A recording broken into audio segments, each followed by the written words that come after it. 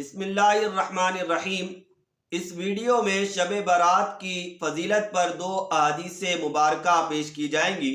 شب برات کے بارے میں یہ بات ذہن نشین رکھیں کہ شب برات کی فضیلت احادیث صحیحہ سے ثابت ہے، اور ابھی بھی جو احادیث پیش کی جائیں گی وہ دونوں احادیث صحیح ہیں۔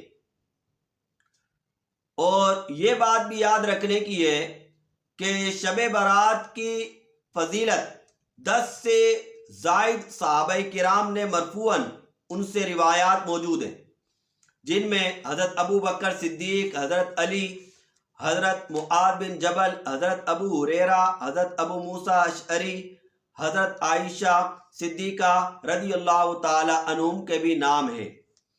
حضرت عائشہ رضی اللہ تعالی عنہ سے روایت ہے کہ نبی مکرم صلی اللہ تعالی علیہ وسلم نے فرمایا کہ اللہ تبارک و تعالی بنو کلب کی بکریوں کے بالوں سے بھی زائد، یعنی بنو کلب کی بکریوں کے بالوں سے بھی زیادہ لوگوں کی اس رات کو مغفرت فرماتا ہے۔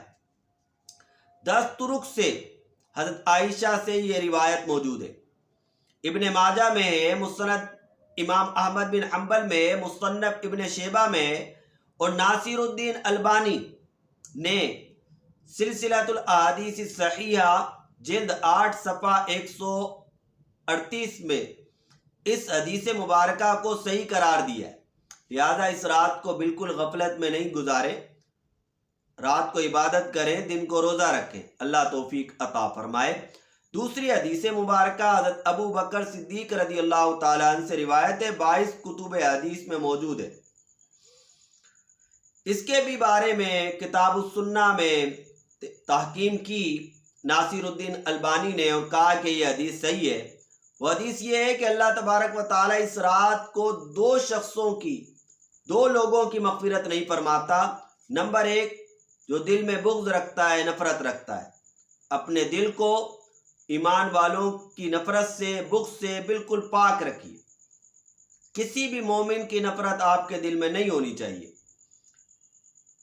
نمبر 2، مشرک۔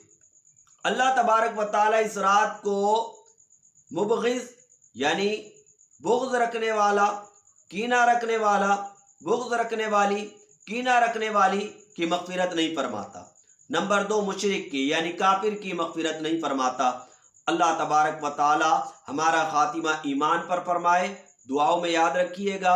السلام علیکم ورحمۃ اللہ وبرکاتہ۔